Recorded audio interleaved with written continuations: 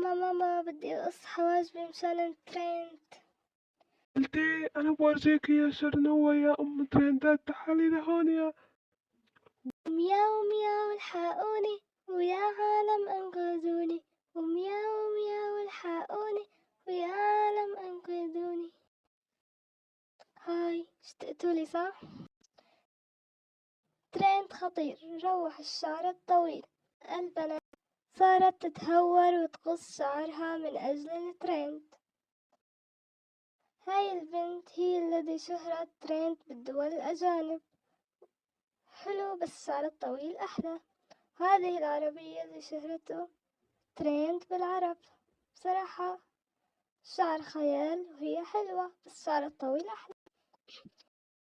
بس المصيبة إنه العرب عم يصوروا عليه وما بيعرفوا الترجمة، والترجمة هي غير أخلاقية.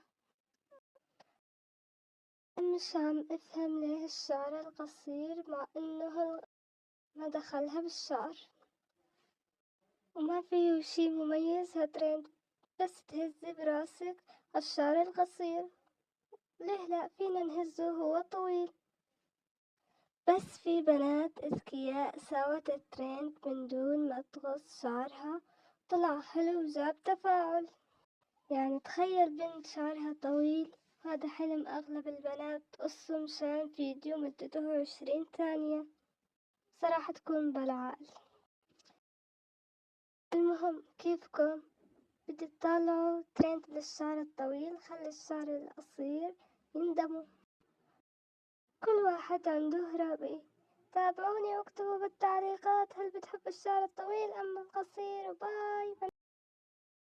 By step, you're finding your way. This is your time.